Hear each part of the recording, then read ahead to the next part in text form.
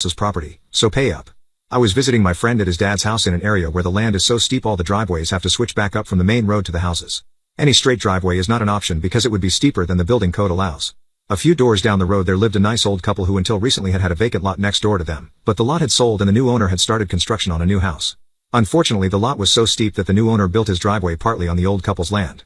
This probably wouldn't have been a big deal if the new owner had approached the old couple first and asked nicely, but did he? Would I be telling this story if he had?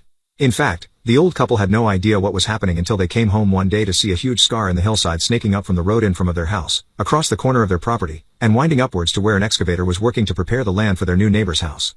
They were pretty upset, but being nice, reasonable people, they figured it was an honest mistake, so they went over to talk to the machine operator. He didn't know anything useful, but he was happy to give them the phone number of the new property owner. The old guy gave him a call and politely explained the situation, but his new neighbor, whom he'd never even met, was having none of it. He flat out denied that the driveway crossed the property line, and he was rude enough that the old guy was pretty upset. At this point the old couple weren't sure what to do. They double-checked the property pins to make sure they were right, and of course they were, but after further conversations with the new owner it was clear he was an unreasonable guy who wasn't going to come to the negotiating table willingly. The old couple didn't want to take legal action because that would have been expensive and, frankly, the damage to their yard was already done. At the same time, they couldn't just let someone walk all over them like that, especially if they were going to be living next door for the foreseeable future. So the situation stewed for a while as construction continued on the new house, until one day when my friend's dad saw the old couple in the neighborhood and they started chatting. Of course they told him the story about the a-hole new neighbor. Now, my friend's dad really likes the old couple, who don't have a mean bone in their bodies, so he was pretty pissed about the situation, and when he went home he couldn't get it out of his head. That evening, after a few beers, he had a brilliant idea. He called up the old couple, explained his plan, and asked for their permission to carry it out. They chuckled and gave him the go-ahead, so he hopped into the rusty old full-size pickup he kept as a second vehicle and drove it over to the old couple's place, where he parked it across the encroaching driveway, making sure it was entirely on their property. The next morning the work crew arrived bright and early to find that they couldn't drive to the house they were building because some jack SS had parked a SHT old F-150 across the driveway. They saw the note in the window with my friend's dad's phone number on it, so they called him to ask what the F. He explained that he had permission from the owners to park there and that, no, he would not move his truck so they could get to work. Furthermore, if anyone attempted to tow the truck they would be charged with trespassing and theft. There was no way the construction guys were going to haul all their tools up the hill by hand, and they didn't want to get in the middle of a legal battle, so they just called the new owner to let him know they'd be taking the day off and that they'd continue to take days off until the property boundary dispute was resolved. The new owner called the old couple in a fury, but the old couple told them the same thing my friend's dad told the construction workers. Basically, the vehicle was parked on their own property, so if he had a problem with it he could go F himself. The new neighbor ranted a while, but eventually he wanted his house to be built, so the nice old couple ended up with a significant sum of money in exchange for an easement allowing the driveway to pass across the corner of their property, and my friend's dad got several thank you cases of beer and the satisfaction that comes from putting an a-hole in his place. Maintenance guy throws out 15 years of critical knowledge. A while ago I worked at a baseball store called Ball Mart not so long after the Great Recession of 2008, and management was trying to cut costs because of falling profit. One of the first things management did was fire 2 of the 3 full-time maintenance/cleaning guys. The one guy they kept, I'll call him MG for maintenance guy, was amazing at his job. Everything in the store ran well because of him and his willingness to go beyond what was required to help people. A genuinely nice guy. For 6 months management tried to make 1/3 of the maintenance staff work, and it failed miserably. MG could not do everything, and over time management increasingly asked him to coordinate some part-timers that were supposed to do the cleaning and carts. He spent so much time coordinating that he had no time for maintenance. The night crew was also cut, so they couldn't pick up the slack. Then 2 things happened within the space of a week that told management how important he was to the store running well. First, some cleaning machines broke down. Turns out they have to be properly cleaned weekly. If left alone they gum up real bad and parts wear out quickly. A several $1,000 repair bill because he was told to prioritize coordinating part-timers over tinkering with machines. A few days later the deli lady nearly quit after the blade on the deli slicer went flying off and could have cut her face badly. Turns out that the bolt that held it in place was loose, and MG had tightened it weekly for her. When he didn't have time to do that anymore he told management it had to be replaced for safety. Well, management didn't do that because it cost money, but they told people it was fixed. That could have been a lawsuit or criminal charges. They and the deli lady got lucky. So management sat down with him and asked him why things were going wrong. MG told them point blank he needed enough time for maintenance, and someone else had to coordinate the part-time cleaners and check up on them. Management called bullshit. They said maintenance should be easy and done quickly. MG got mad because that insulted his professionalism and he pulled out his notebook from his back pocket. It turns out that over his 15 years he had filled the book with charts, schedules, and diagrams of how to do his job and keep things running. There were over 100 things he checked weekly or monthly. There were a lot of machines he kept in running order. Some had certain things that were half broken and had to be wiggled in a certain way, etc. To be honest, a lot of these things were minor or major safety hazards, but over the years management was fine with not replacing multi-$1,000 machines if MG knew how to keep them working. As well, he did things that he should not have done, like calibrating machines for departments that should have done it themselves or contracted it out, etc. But he was a nice guy and he liked helping people. He told me that he spent about a half hour telling management about what he did, and he suspected that until then nobody had ever known how much he did. Well, he may have said a few swear words and derogatory things while telling management why he needed time to do stuff. It was not a good moment for him and he was pissed. At the end he put his notebook back in his pocket and offered to take a week to write up everything he knew so that management would have written proof of why his job mattered in case a higher-up asked why they increased maintenance costs when corporate was demanding they cut costs. The multiple managers in the room looked at each other, and asked him to leave so they could talk in private. He told me that he had a premonition as he walked out of the room, so he went to the back room and tossed his notebook in the garbage compactor. For good measure he then went around the store and emptied all the garbage cans. And tossed those bags in so his notebook was properly buried.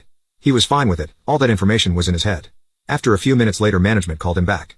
They told him that they could not allow him to keep working there because of the level of insubordination he had shown. They said as soon as he surrendered his badge, box cutter, and notebook he would be escorted out of the building by security. They basically treated him like a criminal. Most fired people are not escorted out unless they were suspected of committing a crime that could not be proved. He handed over his badge and box cutter, and they asked for the notebook. He said he threw it in the compactor.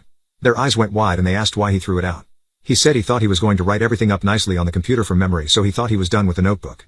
At this point management starts looking at each other worried, because they had intended to take his book, fire him, and have a less subordinate part-timer, who doesn't get expensive benefits like a full-timer, do his job. Now they couldn't. One of the managers suggested that he be allowed to write up the info before being escorted out. The others agreed. He was given the chance to be unfired just long enough to give them the info. How kind. He laughed and walked out, head held high, and management followed him to his car to make sure he left. I don't have exact numbers, but I guesstimate the store had to spend at least $20,000 or $30,000 to replace stuff that MG had kept working beyond the equipment's lifespan, and the new guy they hired had a hell of a time figuring out how things worked. To be honest, in a few cases MG had gone too far, like creating fire hazards by taping broken chargers together after rewiring them instead of tossing them, but management had never complained when he saved them money. There were also a lot of things that should have been done by the health and safety team or the departments, but they also never complained about having less work. I asked him if throwing out that notebook was illegal, but he said it was personal property to help him remember things. It was not a work-provided notebook. He was proud of what he did. His pride clearly showed in how he told the story. He said that nobody is allowed to question his professional judgment by implying he is lazy, and that was his way of showing them that. My foster parents tried selling everything I had to remember my parents by, so I decimated their reputation. My parents were both unalived in a hit-and-run car accident when I was 10. My dad was only 39 and my mom was 35. Neither of them had relatives who could take me in. We lived in a really small, church-going town where everyone knew one another. My dad had been the heir to a small fortune and so he didn't really have to work. He didn't like the big city, so he and my mom decided to move to a small town where he could have an antique store. My mom was into collecting antiques. I would have had to go the orphanage route when they died, but this couple from the church, who I will call Mr. and Mrs. Banks, made this big to-do in church about how a little girl needs a loving home, and God has given us this joyous task of bringing her up in our home and hearts. It's been a long time and I don't remember if those were Mrs. Banks' exact words, but they were something cringe-worthy like that. The Banks had their own daughter Kitty who was a year older than me. That should have meant we would be super good friends, but Kitty had her own thing going and practically ignored me. She was a holier-than-thou type. The Banks received a stipend from the state to take care of me, but they also received checks every month from my dad's estate, which was supposed to take care of me until I was 18. When I did turn 18, I would receive full control of my inheritance. The Banks weren't exactly cruel to me, but in private it was clear they were just using me to build up their reputation in town. In front of other people they'd fawn over me in a sick, cotton candy fashion that made me uncomfortable. They'd also make Kitty be nice to me in public, which she resented. The Banks would also put on a big show whenever social workers came to check up on me. They'd coach me before the lady would come, and tell me to praise how godly and wonderful they were.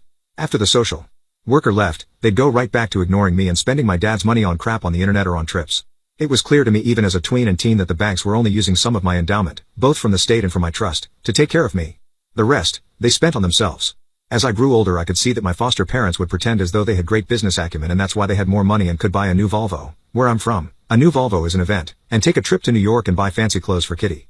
When I was 17 I noticed that my foster parents were stockpiling away my trust fund money to pay for Kitty's tuition to college. Throughout this time, the Banks would never outright say so, but would heavily imply that I owed them and that once I got control of my inheritance, that I should be godly and generous and give them some material compensation for all the work they did to raise me. I think they already got lots of material, especially since Mrs. Banks practically stole all of my mom's antiques from her store and kept them for herself, gave them to Kitty, or to her other relatives. One thing my mom never kept at her store was an extremely expensive, Baroque-era fine china set, absolutely complete and worth tens of thousands of dollars. Not a replica, but the real deal. So real, Napoleon Bonaparte himself might well have eaten a steak off those plates. Probably not, but you get the point. It was my china set of course, but Mrs. Banks thought I was an idiot and didn't know that. She would always talk about how this china set will go to Kitty on her wedding day. Mrs. Banks assumed that since I always dressed like a tomboy, didn't care about all my mom's antiques that Mrs. Banks stole or gave away, that I just didn't care about the china set. When I was a kid, my mom told me that things were things, and not to obsess over them. So, having the frou-frou china set for myself wasn't an issue. What was an issue was Mrs. Banks acting like it was hers to give away. Wrong, lady. So, once Kitty went off to college, thanks to my biological mom and dad's money, I had to make my own plans. I had always done well in school and had actually gotten a partial scholarship to attend school out of state. The rest, I could easily pay for with my inheritance, which I would very soon have control of. Per usual, Mr. and Mrs. Banks were haranguing me about how I owed them compensation, and since I was going to be rich soon I ought to share the wealth. I figured that over the past 7 years they probably stole or misappropriated more than $200,000 of my parents' money, to say nothing of the state money they misused. I think they more than shared the wealth. I never promised anything. I just smiled and kept a tally of every single bank statement that my trust issued over the years. The Banks family never shared them with me, of course, but when I asked the actual bank for a rundown, they were more than happy to oblige. I also wrote down every single major purchase my foster parents clearly made over the past 7 years with money that was clearly beyond their means as a housewife and an insurance salesman. Things such as a $40,000 car for cash, a used $20,000 car for cash that they gave to Kitty, trips to Hawaii, New York, cash gifts to the church that made them look super generous at my deceased parents' expense. I kept it all in a nice, 3-ring binder. I already arranged my travel to my new campus. I didn't have much stuff at the Banks house anyway, and had zero intention of coming back, at least to their home. The Banks knew I was leaving but didn't bother seeing me off, because they assumed I'd come back to give them their due. I waited for our church's yearly antique sale extravaganza, set to begin in 3 days. Per usual, the Banks donated all sorts of random stuff, many of it knickknacks that used to belong to my mom and technically belonged to me. They weren't shy about giving away my stuff and taking credit for it. While Mr. and Mrs. Banks were on one of their shopping sprees with my parents' money and away from their house, I boxed up the china set and brought it to church. I told the rummage sale committee that Mrs. Banks wanted to donate the priceless antiques for sale, all benefits to go to the church. This donation is made in the name of Mr. and Mrs. Banks. I was being fair. If Mrs. Banks was really so godly, she would be delighted that such a wonderful donation be made in her name. Sadly, I knew she'd go the other way, because she was faker than porn star implants. The ladies were flabbergasted, especially when I told them the appraisal of the set's value. I also told them that if they needed proof of ownership and right to sell, to contact the number of a certain attorney in New York. They thanked me profusely and praised the Lord Jesus for Mrs. Banks' generosity. This would be the most expensive item in their sales history. Everyone knew no one could afford to buy the set outright, but everyone would love to buy the pieces piecemeal. Like, I got a cup and saucer, or I got one of the chargers. I got an egg cup. The Banks were supposed to work the sale the second day and I wasn't there. What I did hear was that my foster mom went ballistic when she saw her china set for sale, and that it was a huge hit, and ladies from all over the county had bought pieces of it, and it raised so much money for the church. My foster mom threw a tantrum, and said that I had stolen the set from her house. The ladies at the church explained that I had made the donation in her name, and she was getting credit for the donation to the church. My foster mom was practically yanking her hair out, according to what I heard later. She was trying to track down who had bought pieces, and trying to get them back. Of course, she was unsuccessful. What she was successful in was looking like a grade A jerk. The entire church thought she was selfish and materialistic and acting very ungodly, especially the way she cursed her foster daughter. A week later my foster parents received a package by registered mail from me and my attorney. It contained my binder where I showed my bank statements and also a list of all their spending extravagances. It also contained a warning from my attorney that should they ever try to contact me again for money, that they will receive a bill and a court date. That was that. 10 years later, I work as a 3rd grade teacher. I'm married to an accountant, and we have a 3-year-old son and 1-year-old daughter. Kitty ended up working through college, and as we've gotten older, we've reconnected. She apologized for the way she acted when we were kids. We're friends now, and see each other multiple times a year, often just for lunch. She's an elementary school teacher, too, and married to an engineer. She has a 4-year-old daughter. Both of our older kids play together when our families meet. We both have our own wedding china. She has gone to a lot of therapy due to her toxic parents, she tells me. As for her parents, they still live in their small town because they're too broke to move. Their reputation is of being the couple who drove both their children away and stole money from that poor little girl whose parents died, and they tried to steal money from Jesus when they whined about getting their Baroque china back. I hope your Volvo was worth